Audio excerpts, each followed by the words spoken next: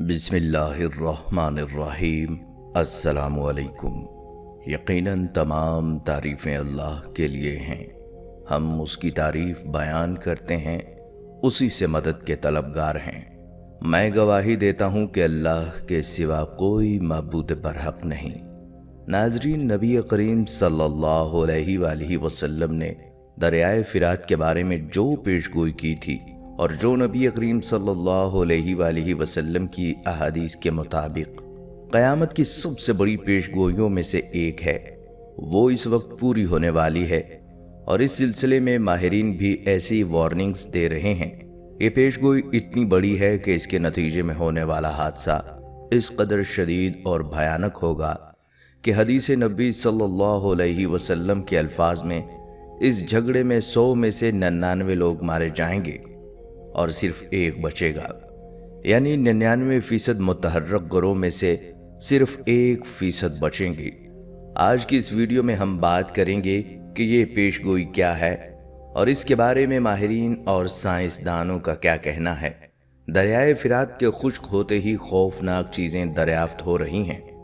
دریا کی گہرائی سے دریافت ہونے والی غاروں سے آنے والی بھیانک آوازیں کیسی ہیں؟ سائنسدانوں نے اس کے متعلق کیا حیرت انگیز انکشافات کیے ہیں؟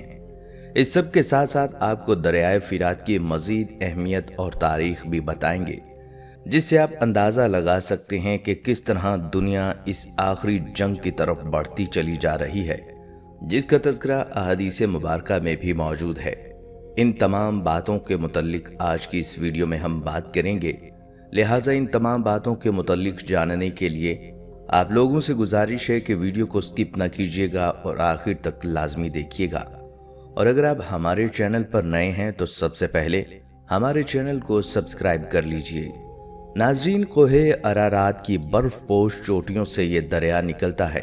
یہ وہی ارارات پہاڑ ہے جس کے بارے میں کہا جاتا ہے یہاں سیدنا نوح علیہ السلام کی کشتی طوفان نوح کے اختتام کے بعد آ کر ٹھہری تھی۔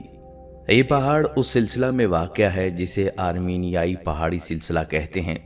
اس سلسلے کی سب سے بلند چوٹی ارارات 16,854 فٹ بلند ہے۔ یہاں سے نکلنے والے دریا کا نام فرات ہے۔ اس دریا کے کناروں پر ایک بہت بڑی تہذیب آباد تھی جسے بابل کی تہذیب کہتے ہیں۔ اس کے ایک طاقتور بادشاہ بخت نصر نے یروشلم شہر کی اینٹ سے اینٹ بجا دی تھی، یہودیوں کا قتل عام کیا اور جو کوئی ہنرمند تھا اسے غلام بنا کر اسی فرات کے کنارے لا کر آباد کر دیا۔ یہودی اپنی عبرانی زبان میں اسے کہتے ہیں۔ اسی دریا کے متعلق نبی کریم صلی اللہ علیہ وآلہ وسلم کا ارشاد مبارک ہے، قیامت تب تک قائم نہیں ہوگی جب تک فرات خشک نہ ہو جائے اور اس میں سے سونے کا ایک پہاڑ ظاہر نہ ہو۔ اس سونے کے پہاڑ کے لیے بہت سارے لوگ آپس میں جھگڑا کریں گے اور جنگ کریں گے، اور ہر شخص اس سونے کی پہاڑ کی ملکیت کو حاصل کرنا چاہے گا۔ وہ جھگڑا اس قدر خون خار ہوگا کہ ہر 100 میں سے 99 افراد مارے جائیں گے اور صرف ایک بچے گا۔ اور اگر تم اس سونے کے پہاڑ کو پاؤ تو تم ہرگز اس لڑائی میں شامل نہ ہونا کہ اس لڑائی میں شامل ہونے والا ہر شخص جہنمی ہوگا، اور وہ پہاڑ اللہ کی جانب سے ایک آزمائش ہوگا۔ ناظرین گرامی، یہ حدیث نبی صلی اللہ علیہ وآلہ وسلم کے الفاظ کا مفہوم، اور اس حدیث کی روشنی میں ہم دیکھ سکتے ہیں کہ سونے کے اس پہاڑ، یا زیادہ عام فہم الفاظ میں کہیں تو سونے کے اس ذخیرے کی مالیت کتنی زیادہ ہوگی کہ تقریباً دنیا کی ہر قوم اسے حاصل کرنا چاہے گی، اور وہ تمام کے تمام لوگ جو کسی بھی فریق کا حصہ بن کر اس ذخیرے کے حصول کی لڑائی میں شامل ہوں گے وہ تمام جہنمی ہوں گے، اور آخر کار سونے کے اس پہاڑ کو اللہ کی جانب سے غائب کر دیا جائے گا۔ یہ اتنی بڑی آزمائش ہوگی کہ اللہ رب العزت کے آخری رسول صلی اللہ علیہ وآلہ وسلم نے خود دور رہنے کا حکم دیا۔ ناظرین، اگر ہم دریائے فرات کی اہمیت کی بات کریں تو اسے تینوں مذاہب یعنی اسلام، عیسائیت اور یہودیت میں اعلیٰ مقام حاصل ہے۔ یہاں تک کہ اس دریا کے بارے میں ایک حدیث میں یہ الفاظ بھی ملتے ہیں کہ دریائے فرات دراصل جنت کے چشموں میں سے ایک چشمہ ہے، یعنی اس دریا کا پانی صاف ستھرا اور پاکیزہ کرنے والا ہے۔ یہی تصور عیسائیوں کی کتاب بائبل میں بھی ہے۔ بائبل کے چیپٹر 16 کے مطابق یہ دریا جنت کے دریاؤں میں سے ایک ہے، اور یہ خشک ہوگا اور دنیا کے تمام بادشاہ اس پر لڑائی کریں گے، یعنی یہ پیشگوئی بائبل میں بھی موجود ہے۔ لیکن اس پیشگوئی کو زیادہ وضاحت اور صراحت کے ساتھ نبی کریم صلی اللہ علیہ وآلہ وسلم نے ارشاد فرمایا، ایسا دریا جو جنت کے چشموں میں سے چشمہ ہو، اس کا خشک ہونا اللہ رب العزت کی نشانیوں میں سے ایک نشانی اور اس کی ناراضی کا مظہر ہو سکتا ہے۔ اور تمام شواہد کو دیکھتے ہوئے اگر ہم موجودہ حقیقت پر غور کریں تو ہمیں معلوم ہوگا کہ پچھلے 30 سے 40 سالوں میں دریائے فرات تیزی سے سکڑ رہا ہے، یہاں تک کہ کچھ عرصہ پہلے دریائے فرات اپنے اصل حجم سے تقریباً 80% تک سکڑ چکا ہے، جس کی وجہ سے ماہرین کی جانب سے یہ خدشہ ظاہر کیا جاتا ہے کہ آئندہ آنے والے چند سالوں میں باقی ماندہ دریائے فرات بھی مکمل طور پر خشک ہو جائے گا، اور جن علاقوں کو یہ دریا سیراب کرتا ہے وہاں پانی کی شدید قلت رونما ہو جائے گی۔ دوستو، اگر ہم بات کریں سونے کے اس ذخیرے کی جو دریائے فرات کے خشک ہونے پر ظاہر ہوگا، تو اس کا معاملہ بھی اتفاقی طور پر ماہرین کے ہاتھوں ہی حل ہوا ہے۔ وہ یوں کہ دریائے فرات کے سکڑنے سے متعلق تحقیق کرنے والی ماہرین کی ایک ٹیم نے جاننا چاہا کہ دریائے فرات کے کنارے رہنے والے لوگوں سے انٹرویو کیے اور فرات کے سکڑنے کے بعد اس کے پانی میں موجود کم مچھلیاں اور دیگر انواع جن سے وہ لوگ اپنی روزی روٹی کماتے تھے، ان کے کم ہونے سے ان افراد کی زندگیوں پر کیا اثر پڑا ہے۔ ماہرین کی حیرت کی انتہا نہ رہی جب دریائے فرات کے کنارے بسنے والے ان خانہ بدوش ماہی گیر لوگوں نے یہ بتایا کہ بے شک دریا سکڑ رہا ہے اور اس کے اندر مچھلیاں کم ہو رہی ہیں، جس کی وجہ سے مچھلیوں سے وابستہ کاروبار پہلے کی طرح نہیں رہے، لیکن دریائے فرات کے کناروں کی ریت میں آنے والا پانی سونے کے ذرات رکھتا ہے، اور ایسا پہلے کبھی نہیں ہوا، نہ ہم نے اپنے آباء و اجداد سے کبھی ایسا سنا۔ ان ماہی گیروں کے مطابق جب انہوں نے دریائے فرات کے پانی میں ملی ہوئی ریت کو چھانا تو اس میں سے سونے کے چھوٹے چھوٹے ذرات ملے۔ یہ اشارہ کرتا ہے کہ دریائے فرات کے نیچے سونے کا کوئی بہت بڑا ذخیرہ ہے جو کہ مدفون ہے، لیکن چونکہ دریائے فرات اپنا حجم کم ہونے کے باوجود ابھی ایک دریا ہی ہے، اس لیے اس دریا کو مکمل طور پر خشک نہیں کیا جا سکتا، اور سونے کے حصول کے لیے نہ ہی اس دریا کو موڑا جا سکتا ہے، کیونکہ اس دریا پہ کروڑوں لوگوں کی زندگیاں انحصار کرتی ہیں۔ ماہرین کی تحقیق کا مقصد تو کچھ اور تھا، لیکن اس قدر بڑا انکشاف تھا کہ وہ اس کی تحقیق کرنے پر مجبور ہو گئے، اور ان کے لیے حیران کن مزید جھٹکے ابھی بھی موجود تھے جب انہوں نے یہ جانا کہ اس بارے میں تو اللہ رب العزت کی الہامی کتابوں میں پہلے سے پیشین گوئی موجود ہے۔ یہاں تک کہ پیارے آقا صلی اللہ علیہ وآلہ وسلم نے نہ صرف سونے کے ذخیرے کی پیشگوئی کی بلکہ اس کے نتیجے میں پیدا ہونے والے عظیم فساد کے بارے میں بھی بتایا ہے جو سونے کے اس ذخیرے پر قبضے کے لیے برپا ہوگا۔ دریائے فرات کا خشک ہونا، اس میں سے سونے کے ایک بڑے ذخیرے کا ظاہر ہونا اور اس کی ملکیت کے لیے دنیا کی بڑی بڑی طاقتوں کا آپس میں لڑنا، حدیث شریف کے الفاظ میں اس کی جانب اشارہ کیا گیا ہے کہ اس کے بعد قیامت کی فائنل نشانیاں شروع ہو جائیں گی۔ اس سے ہم اندازہ لگا سکتے ہیں کہ دریائے فرات کے خشک ہونے سے پہلے ہی دجال کا ظہور ہوگا، اور اسی طرح دریائے فرات کے خشک ہونے سے پہلے ہی حضرت عیسیٰ علیہ السلام کا نزول ہوگا۔ البتہ یہ تمام کے تمام فی الحال محض اندازے ہی ہیں اور اس کے بارے میں حتمی طور پر کچھ بھی نہیں کہا جا سکتا۔ البتہ یہ طے ہے کہ دریائے فرات کا خشک ہونا ایک بہت بڑی علامت ہوگی۔ حدیث کے الفاظ کے مطابق اس فساد عظیم کے بعد دنیا میں قیامت کی فائنل وارننگز اور نشانیاں، جن میں بڑے بڑے طوفان اور ہوا کا ذکر ہے، جو تمام کے تمام مومن لوگوں کو اللہ رب العزت کے حضور بھیج دے گی، یعنی تمام کے تمام مومن لوگ اس ہوا اور دھوئیں سے فوت ہو جائیں گے، جبکہ دنیا میں صرف کافر موجود رہیں گے جن پر قیامت واقع ہوگی۔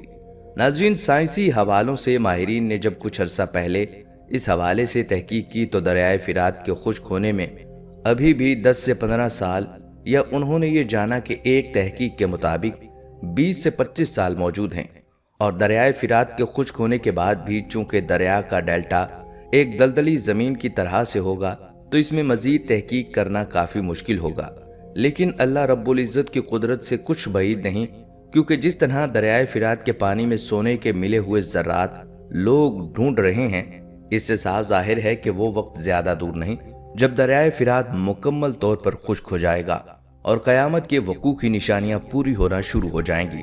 اس حوالے سے یہ بہت ضروری ہے کہ ہم اللہ رب العزت کے احکامات پر عمل کریں اور نبی کریم صلی اللہ علیہ وآلہ وسلم کے فرمان کے مطابق اگر ہماری زندگیوں میں سے دریائے فرات سے سونے کا ذخیرہ ظاہر ہوتا ہے تو ایسی کسی بھی لڑائی کا حصہ نہ بنے، کیونکہ اس بارے میں نبی کریم صلی اللہ علیہ وآلہ وسلم کے واضح الفاظ موجود ہیں کہ ایسی کسی لڑائی کا حصہ نہ بنا جائے، کیونکہ اس لڑائی میں حصہ لینے والا ہر شخص جہنمی ہوگا۔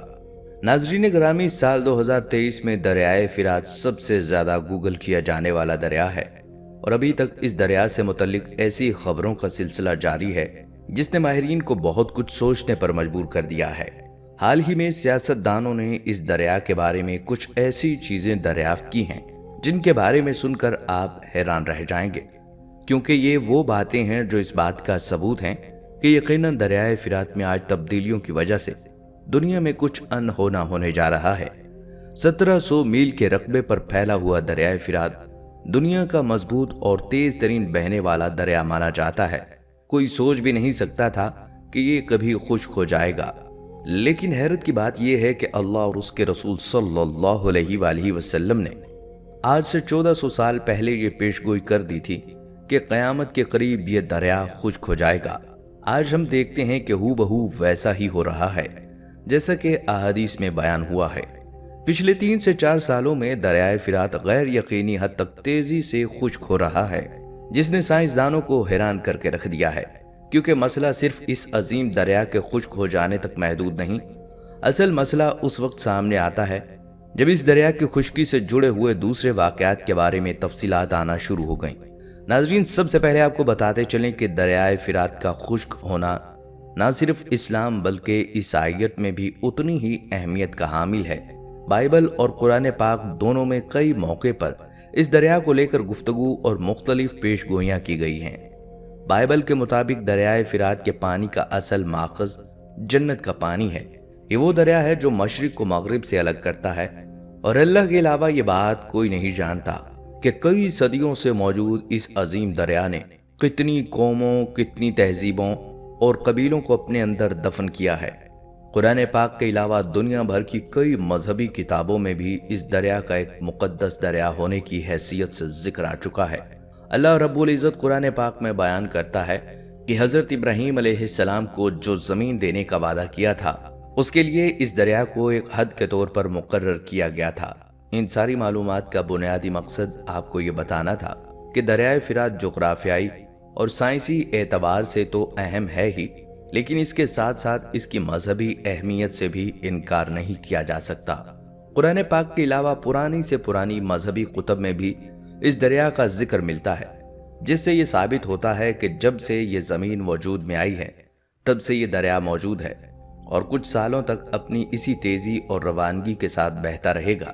لیکن پچھلے 3 سے 4 سالوں میں یہ دریا خشک ہوتا ہوتا اب مکمل طور پر سوکھ چکا ہے، اور اس کے سوکھنے کی وجہ سے کئی انہونے واقعات رونما ہو رہے ہیں جو اس دریا کو مزید پراسرار بنا رہے ہیں۔ ناظرین، دریا کے بڑے بڑے خشک حصوں کا خصوصی جائزہ لیا گیا اور رپورٹس میں آیا کہ یہاں سے کئی قسم کی ایسی چیزیں دریافت ہوئی ہیں جن کے بارے میں یقین کرنا مشکل ہو جاتا ہے۔ خاص طور پر اکتوبر 2020 میں ایک عرب نیوز چینل نے دریائے فرات کے ساحلوں پر بسنے والے لوکل لوگوں کے انٹرویوز کیے۔ انہوں نے جو انکشافات کیے ہیں وہ سن کر آپ حیران رہ جائیں گے۔ بہت سے لوگوں کا کہنا تھا کہ ان کے گھروں سے کئی اشیاء اچانک سے غائب ہو جاتی اور پھر کچھ دنوں کے بعد اچانک سے مل جاتی ہیں، لیکن جب یہ اشیاء ملتی ہیں تو زیادہ تر جلی ہوئی ہوتی ہیں اور خراب حالت میں ملتی ہیں۔ سب سے زیادہ شاکنگ مسٹری اس دریا میں موجود گہری سیاہ غاریں ہیں جو کہ دریا کی بالکل گہرائی میں موجود تھیں۔ عیسائی مذہب کے پیروکاروں کو کہنا تھا کہ یہ غار صدیوں سے شیطانوں کا گھر بنی ہوئی ہیں، اور یہ نظریہ دریائے فرات کے کنارے بسنے والوں کی کہانیوں سے کافی ملتا جلتا دکھائی دیتا ہے، جس میں وہ کہتے ہیں کہ ان کے گھروں کی چیزیں غائب ہو جاتی ہیں اور انہیں عجیب و غریب آوازیں بھی سنائی دیتی ہیں۔ اسی طرح ان کے ایک اور فرقے کے مطابق ان غاروں میں سے کچھ فرشتوں کو قید کیا گیا ہے جو مدد کے لیے پکارتے رہتے ہیں۔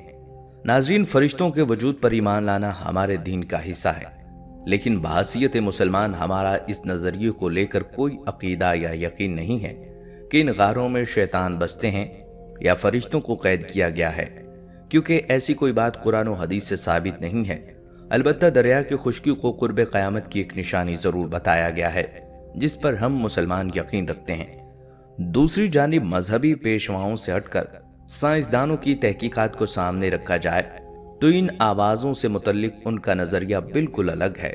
سائنسدان جب سمندری زندگی کا مطالعہ کرتے ہیں تو اس میں ان کے لیے سب سے زیادہ دلچسپی کا باعث آوازیں ہوتی ہیں جنہیں وہ مختلف سائنسی ٹولز کی مدد سے ریکارڈ کرتے ہیں۔ سائنسدان ویل اور ڈولفن جیسی سمندری مخلوق کی گفتگو پر نظر رکھنے کے لیے ہاؤنڈر فونز نامی آلات استعمال کرتے ہیں۔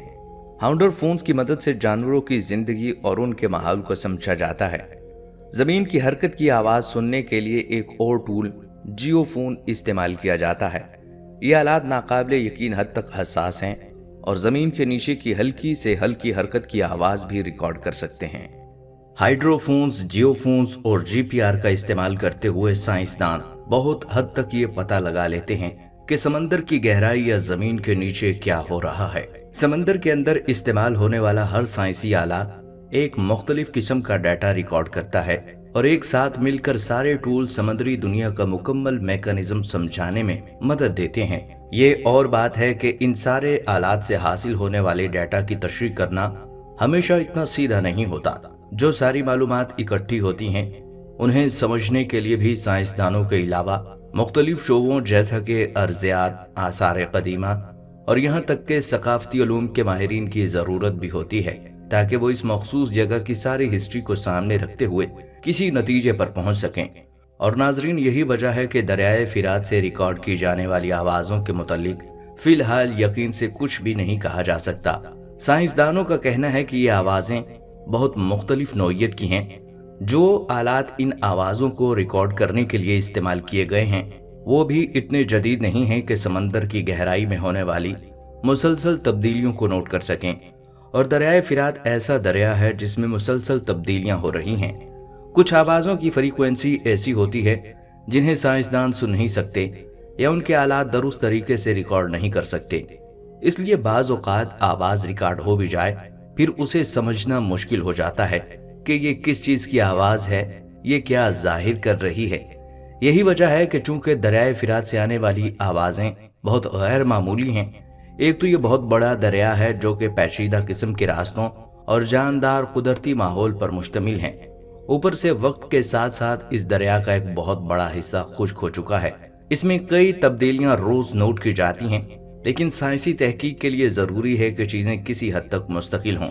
لہٰذا اب جبکہ سائنس ابھی تک دریائے فرات کے مختلف حصوں، خاص طور پر گہری کھائیوں اور غاروں سے آنے والی عجیب و غریب آوازوں کو سمجھنے میں فی الحال ناکام ہو رہی ہے، تو مذہبی پیروکاروں کے لیے یہ زیادہ آسان ہو گیا ہے کہ وہ لوگوں کو اس بات کا یقین دلائیں کہ ان غاروں میں شیطان آباد ہے اور یہ آوازیں ان شیطانوں کی قید میں پھنسے کچھ فرشتوں کی ہیں۔ ناظرین، عیسائی مذہب کا یہ نظریہ مسلمانوں کے نظریے سے بالکل الگ ہے۔ بحیثیت مسلمان ہمارا اس بات پر یقین ہے، بلکہ ایمان ہے کہ اس دنیا میں ایسی کوئی طاقت نہیں جو اللہ کی مرضی کے بغیر کسی کو قید کر سکے۔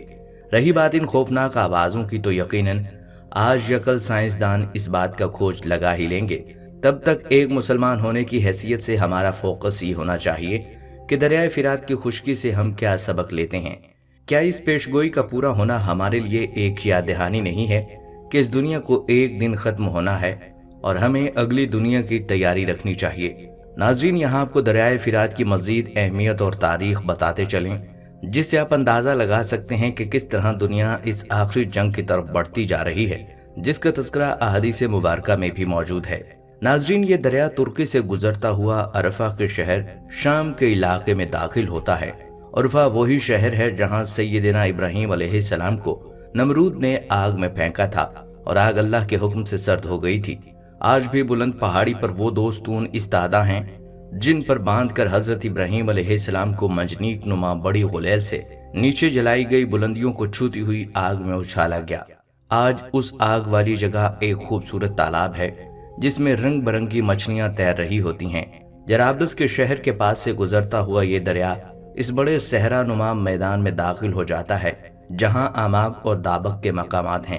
یہ وہی مقامات اور صحرا ہیں جہاں رسول اکرم صلی اللہ علیہ وآلہ وسلم نے اس بڑی جنگ کی پیشگوئی کی ہے، جس میں اہل روم یعنی یورپ 80 جھنڈوں تلے اکٹھا ہو کر لڑنے آئیں گے اور ہر جھنڈے تلے 12,000 سپاہی ہوں گے، یعنی 9,80,000 انفینٹری۔ اتنی بڑی تعداد بیک وقت ایک محاذ پر کسی جنگ میں آج تک استعمال نہیں ہوئی۔ عراق میں یہ دریائے انبار کے علاقے سے داخل ہوتا ہے۔ اسی دریا کے کنارے کربلا کا میدان ہے، جہاں نواسۂ رسول صلی اللہ علیہ وآلہ وسلم جناب حضرت امام حسین کی المناک شہادت ہوئی تھی۔ قرب و جوار میں حضرت علی رضی اللہ تعالیٰ عنہ کا نجف ہے۔ یہ دریا اپنے ہم رکاب ذرا فاصلے پر بہنے والے دریائے دجلہ کے ساتھ بہتا ہوا آپس میں مل کر شط العرب کے مقام پر خلیج فارس میں ڈوب جاتا ہے۔ سیدنا ابراہیم علیہ السلام سے لے کر آج تک یہ دریا لاتعداد اہم واقعات کا شاہد ہے۔ انہی دونوں دریاؤں کے درمیان دنیا کی قدیم ترین تہذیب میسوپوٹیمیا آباد تھی، جو 3000 سال قبل مسیح سے بھی پرانی ہے۔ اس دریا کے کنارے حضرت ابراہیم علیہ السلام نے اپنا سفر شروع کیا۔ مکہ کی وادی میں خانہ کعبہ کو اس کی بنیادوں پر استوار کیا۔ سیدہ ہاجرہ اور حضرت اسماعیل علیہ السلام کے حوالے یہ مقدس سرزمین کی اور خود یروشلم میں چلے گئے، جہاں آج بھی الخلیل میں ان کا مزار ہے۔ اس پورے سفر کے ہر شہر اور علاقے کو یہودی مقدس مانتے ہیں اور اسے واپس حاصل کر کے آخری زمانے میں قائم ہونے والی عالمی یہودی سلطنت میں شامل کرنا چاہتے ہیں۔ اسی فرات اور دجلہ کے مقام پر واقع ڈیلٹا میں قادسیہ کی جنگ ہوئی تھی، جہاں اپنے زمانے کی عالمی قوت ایران سیدنا فاروق اعظم رضی اللہ تعالیٰ عنہ کے زمانے میں عرب کی ہادیہ نشین مسلمانوں کے ہاتھوں ذلت آمیز شکست کا شکار ہوئی تھی۔ یہ دریا جو شاید ابتدائے آفرینش سے بہتا چلا رہا ہے، گزشتہ 1 صدی سے ایک مسلسل کشمکش اور قوت و طاقت کی مٹ بھیڑ دیکھ رہا ہے۔ یہ کشمکش اس وقت سے شروع ہوئی جب اس کے کناروں پر موجود میدانوں اور صحراؤں میں تیل دریافت ہوا۔ شام میں تیل کے چشمے دریائے فرات کے دونوں کناروں پر واقع ہیں۔ یہاں سے روزانہ 3,85,000 بیرل تیل نکالا جاتا ہے، جبکہ عراق کے تیل کے کنویں دجلہ و فرات دونوں دریاؤں کے آس پاس پھیلے ہوئے ہیں، اور اس کے پاس اب 140 ارب بیرل کا ذخیرہ موجود ہے۔ یہ تیل گزشتہ 100 برس سے اب صرف تیل نہیں رہ گیا، بلکہ کاغذی کرنسی کی مالیت متعین کرنے کے لیے سونے کا سب سے بڑا متبادل ہے۔ گویا یہ آج کے دور میں وہی حیثیت رکھتا ہے جو رسول اللہ صلی اللہ علیہ وآلہ وسلم کے زمانے میں سونے کی تھی۔ اسی سونے کی تشبیہ دیتے ہوئے رسول اکرم صلی اللہ علیہ وآلہ وسلم نے فرات کے کناروں کا ذکر کیا۔ آپ صلی اللہ علیہ وآلہ وسلم نے فرمایا، ان قریب دریائے فرات میں سونے کا پہاڑ نمودار ہوگا۔ جب لوگ اس کے بارے میں سنیں گے تو اس کی طرف چل پڑیں گے، اور جو پہاڑ کے پاس ہوں گے وہ کہیں گے اگر ہم نے اسے چھوڑ دیا تو دوسرے لوگ اسے لے جائیں گے۔ آپ صلی اللہ علیہ وآلہ وسلم نے فرمایا، پھر اس خزانے کو حاصل کرنے کے لیے لوگ لڑیں گے اور 100 میں سے 99 قتل ہو جائیں گے۔ بحوالہ صحیح مسلم۔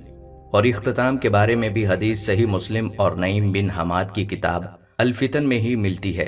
جابر بن عبداللہ رضی اللہ تعالیٰ عنہ سے روایت ہے کہ حضور صلی اللہ علیہ وآلہ وسلم نے فرمایا، وہ وقت قریب ہے جب عراق والوں کے پاس نفیر یعنی غلہ اور درہم یعنی پیسے نہ آئیں۔ ہم نے عرض کیا کیا، کس سبب سے؟ تو آپ صلی اللہ علیہ وآلہ وسلم نے فرمایا، عجم یعنی غیر عرب ایرانی روک لیں گے۔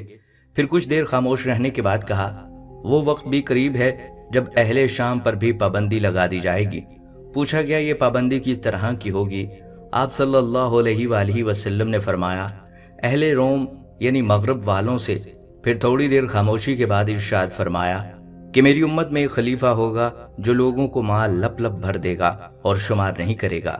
اس کے بعد آپ صلی اللہ علیہ وآلہ وسلم نے قسم کھائی اور فرمایا، اس اللہ کی قسم جس کے قبضے میں میری جان ہے، اسلام یقیناً اپنی پہلی حالت کی طرف لوٹے گا جس طرح کہ اس کی ابتدا مدینہ سے ہوئی۔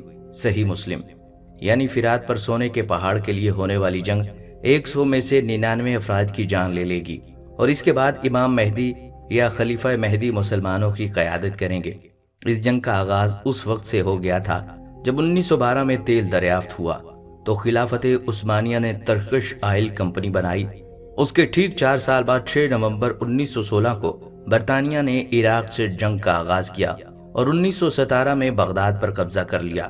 حجاز میں انگریزوں کا ساتھ دینے والے شریف مکہ حسین بن علی کے بیٹے فیصل کو فرات و دجلہ کی سرزمین کا سربراہ بنا دیا گیا۔ 1932 میں عراق کو آزاد کیا گیا تو 3 سال بعد 1935 میں فرات کے کنارے ایک بہت بڑی شیعہ سنی لڑائی شروع ہو گئی جو 1 سال چلتی رہی اور ہزاروں انسانوں کی جانیں چلی گئیں۔ دوسری جنگ عظیم شروع ہوئی تو ایک عرب قوم پرست رشید علی اکلانی نے جرمنی کی مدد سے بغاوت کر دی اور عراق پر قبضہ کر لیا۔ اسی وجہ سے برطانیہ نے عراق پر حملہ کیا اور اس خون ریز معرکے میں برطانیہ نے فتح حاصل کی، لیکن پھر تقریباً 7 سال بعد یعنی 26 اکتوبر 1947 تک برطانوی فوجیں عراق میں رہیں۔ اس وقت سے لے کر آج تک یہ خطہ مسلسل حالت جنگ میں رہا ہے۔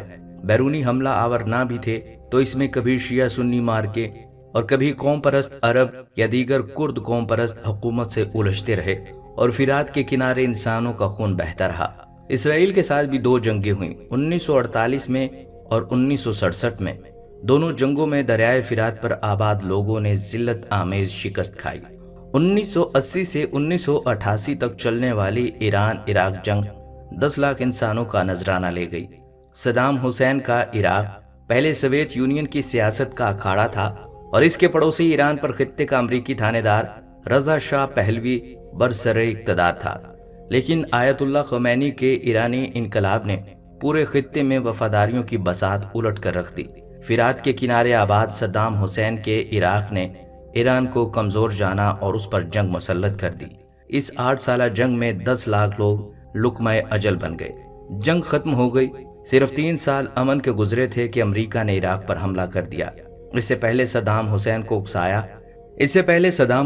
اکسایا گیا کہ کویت پر قبضہ کرو، اور پھر فروری 1991 میں عراق کی اینٹ سے اینٹ بجا دی گئی۔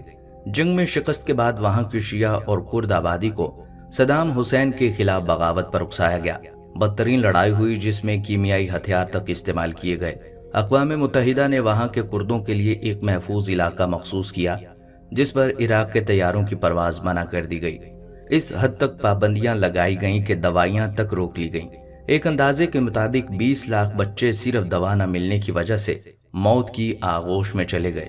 بدنام زمانہ تیل کے بدلے خوراک پروگرام شروع ہوا اور دنیا بھر کا کرپٹ مافیا عراقیوں کا تیل اونے پونے داموں خرید کر انہیں خوراک بہم پہنچاتا رہا۔ اس ساری صورتحال اور معاشی پابندی کے درمیان دسمبر 1998 میں امریکہ اور برطانیہ کے جنگی جہازوں نے عراق کے ٹھکانوں پر اس لیے حملہ کر دیا کہ انہیں شک تھا کہ وہاں کیمیائی ہتھیار موجود ہیں۔ 11 ستمبر 2001 کے بعد دنیا بدلی تو فرات کا یہ کنارہ ایک دفعہ پھر لہو لہان ہو گیا۔ مارچ 2003 میں امریکہ نے عراق پر حملہ کر دیا اور پھر صدام حسین کی 7 لاکھ فوج چشمے زدن میں غائب ہو گئی۔ بیچ چوراہے میں لگا صدام کا مجسمہ امریکی فوجیوں نے گرایا اور بغداد کے تخت پر حکومت کے لیے ایک گورننگ کونسل بنا دی۔ اس دن سے دسمبر 2005 تک امریکی فوج القاعدہ اور دہشت گردی کے نام پر بغداد میں قتل عام کرتی رہیں۔ ناظرین، کیسی کہانیاں ہیں جو اس دور میں منظر عام پر آئیں۔ ابو غریب جیل میں انسانوں پر کتے چھوڑنے سے لے کر جنسی زیادتیاں تک سب کچھ ہوا۔ فلوجہ، موصل اور کرکوک کے شہروں میں بار بار محاصرے میں لے کر دہشت گردوں کی تلاش کے نام پر عام شہری تشدد اور قتل و غارت کا نشانہ بنائے گئے۔ جون 2006 میں امریکیوں کے ہاتھوں ابو مصعب زرقاوی کی شہادت کے بعد معاملات تھوڑے ٹھنڈے ہوئے، لیکن پھر شدید قسم کی شیعہ سنی جنگ کا آغاز ہو گیا۔ سمارا کے علاقے میں خودکش بمبار کے ہاتھوں لاتعداد شیعہ زائرین جاں بحق ہوئے تو معاملہ مزید گمبھیر ہو گیا۔ اگست 2007 میں کرد اور شیعہ لیڈران وزیر اعظم نور المالکی کے حق میں اکٹھے ہو گئے، لیکن یہ کسی سنی لیڈر کو ساتھ نہ ملا سکے۔ خلیج بڑھتی گئی۔ یہی وہ دور تھا جب عراق میں بلیک واٹر کی موجودگی کا پتہ چلا، جس نے ازراہ عام لوگوں پر فائر کھول کر 17 لوگوں کو لقمہ اجل بنا دیا۔ نومبر 2008 میں امریکی افواج نے حکومت سے معاہدہ کیا کہ امریکی فوج 2011 میں عراق سے نکل جائے گی۔ دسمبر 2011 میں امریکی افواج وہاں سے نکلیں تو ستمبر 2013 میں سنی علاقوں میں بغاوت شروع ہو گئی۔ اس 1 سال میں 157 شہری 7 دھماکوں میں ہلاک ہوئے۔ فلوجہ اور رمادی کے علاقے میدان جنگ بن گئے۔ علمبار صوبے اور موصل کے علاقوں سے امارات اسلامی کے نام پر داعش کا آغاز ہوا اور اسی دریائے فرات کے کنارے کنارے انہوں نے عراق اور شام کے علاقوں میں اپنی حکومت کا اعلان کر دیا۔ داعش کے خطرے کے بعد ستمبر 2014 میں شیعہ رہنما حیدر العباد نے سنیوں اور کردوں کو ساتھ ملا کر حکومت قائم کی۔ اگلے 3 سال اسلامی امارات یعنی داعش کے خلاف جنگ کے سال تھے، لیکن اس کے ساتھ ساتھ ایک اور طوفان نے پورے مشرق وسطیٰ کو گھیر لیا جسے عرب بہار کہتے ہیں۔ یہ آزادی، جمہوریت اور حقوق کی جدوجہد کے نام پر عرب ممالک پر قائم کئی دہائیوں کی آمریتوں کے خلاف ایک تحریک تھی جو تقریباً ہر ملک میں اچانک اٹھ کھڑی ہوئی۔ تیونس کے زین العابدین علی کے 24 سالہ اقتدار کے خاتمے سے لے کر مصر میں حسنی مبارک کی رخصتی اور مرسی کی حکومت اور پھر معزولی تک اس تحریک نے بہت رنگ بدلے، لیکن اس کا اصل مارکا شام کی سرزمین اور خصوصاً اسی فرات کے کنارے آج بھی برپا ہے۔ لیکن گزشتہ 8 برسوں یہ سرزمین مسلمانوں کے خون سے رنگین ہو رہی ہے۔ دمشق سے حلب، ادلب، رقہ، موصل، بغداد، فلوجہ، ہر جگہ بشار الاسد کے مقابل عرب جہادی گروپوں اور ایرانی سرپرستی والی ملیشیاؤں کے درمیان ایک جنگ برپا ہے۔ دریائے فرات 8 لاکھ مسلمانوں کے خون سے رنگین ہو چکا ہے۔ 10 لاکھ یتیم اردن اور سعودی عرب کے علاوہ شام اور ترکی کے بارڈر پر موجود ہیں، کیمپوں میں زندگی گزار رہے ہیں۔ 60 لاکھ لوگ ہجرت کر کے دنیا بھر کے ممالک میں بے یار و مددگار پڑے ہیں۔ فرانس کی مشہور سڑک شانزے لیزے پر اگر آپ کو کسی کونے میں کوئی حجاب والی عورت اپنے پیارے پیارے بچوں کے ساتھ بھیک مانگتی ملے تو جان لیں کہ وہ شام سے دربدر ہو کر یہاں پہنچی ہے۔ جرمنی، ناروے، فرانس، اسپین اور اٹلی کے شہروں میں سخت سردی کے عالم میں پلوں کے نیچے یہی شامی مسلمان ہیں جو قتل ہونے کے خوف سے یہاں آ نکلے ہیں۔ صرف ترکی میں 40 لاکھ مہاجرین ہیں۔ ان سب ہجرت زدوں کا علاقہ فرات کا کنارہ ہے۔ لبنان کے بیروت سے لے کر ایران کے سرحدی علاقے اردبیل تک یہ خطہ آج تک بہت بڑی جنگ کی آگ میں جھونکا جا چکا ہے، جس کا اشارہ رسول پاک صلی اللہ علیہ وآلہ وسلم نے فرمایا تھا۔ قاسم سلیمانی کی امریکیوں کے ہاتھوں شہادت بہت بڑا واقعہ ہے۔ یہ واقعہ اس پورے خطے کو اس جنگ کی طرف لے جا چکا ہے جس کا اشارہ رسول اکرم صلی اللہ علیہ وآلہ وسلم نے فرمایا تھا۔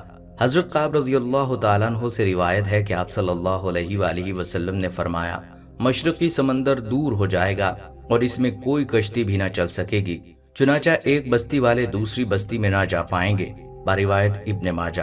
یہ اشارہ آبنائے ہرمز کی طرف سے ہے جو تقریباً 21 میل چوڑی ہے، لیکن اس میں صرف 2 میل چوڑائی ایسی ہے جہاں سے جہاز گزر سکتے ہیں۔ اگر ایران ان 2 میلوں کو اپنے میزائل کے نشانے پر رکھتا ہے تو کیا ہوگا؟ عرب جانے والا تیل رک جائے گا، لیکن امریکہ نے یہ چال سوچ سمجھ کر چلی ہے۔ امریکہ اور یورپ اب یہاں سے تیل نہیں خرید رہے۔ امریکہ تو ایک قطرہ بھی یہاں سے نہیں لیتا۔ یورپ کا تیل روس اور ناروے سے آتا ہے۔ اس بندرگاہ کو بند کرنے سے چین اور جاپان کا تیل رک جائے گا۔ چین اور جاپان ایک دوسرا راستہ بھی اختیار کر سکتے ہیں جو یمن کی بندرگاہ عدن کے ساتھ بحیرہ احمر میں ہے، اور جاپان نے اپنی فوج وہاں اتار دی ہے، لیکن وہاں بھی حوثی باغیوں کی وجہ سے خطرناک صورتحال ہے۔ ایران اس کے جواب میں لبنان، شام، یمن، متحدہ عرب، سعودی عرب اور عراق میں امریکی اہداف کو نشانہ بنا سکتا ہے۔ ایسا کرنے سے امریکہ کا کچھ نقصان نہیں ہوگا، لیکن ان تمام ملکوں اور ایران کے درمیان ایک نہ ختم ہونے والی جنگ شروع ہو سکتی ہے۔ یہ جنگ مسلمانوں کے گروہوں کے درمیان ہوگی۔ یہی وجہ ہے کہ پیارے آقا صلی اللہ علیہ وآلہ وسلم نے ایک خاص طور پر فرات کے کنارے سونے کے پہاڑ پر جنگ کے سلسلے میں امت کو خبردار کیا تھا، اور آپ صلی اللہ علیہ وآلہ وسلم نے فرمایا، جلد ہی وہ وقت آئے گا جب دریائے فرات میں سونے کا پہاڑ نمودار ہوگا، پس جو شخص اس وقت موجود ہو اس خزانے میں سے کچھ نہ لے، بروایت صحیح مسلم۔ لیکن شاید ہم مسلمانوں میں سے دونوں گروہ باز نہ آئیں، اس لیے آپ صلی اللہ علیہ وآلہ وسلم نے فرمایا، سب سے پہلے فارس والے ہلاک ہوں گے اور پھر اس کے پیچھے عرب والے۔ بحوالہ کتاب الفتن، نعیم بن حماد۔ اس آگ سے دور رہو، اس جنگ سے علیحدہ ہو جاؤ کہ یہ صرف مسلمانوں کا ہی آپس میں خون بہائے گی۔ اللہ رب العزت سے دعا ہے کہ ہمیں اور ہمارے ایمان کو ایسی کسی بھی آزمائش سے محفوظ رکھے اور ہمیں سیدھی راہ پر چلتے ہوئے ایمان کی سلامتی کے ساتھ اپنے حضور پیش ہونے کا موقع عطا فرمائیں، آمین۔ ناظرین، یہ تھی ہماری آج کی ویڈیو۔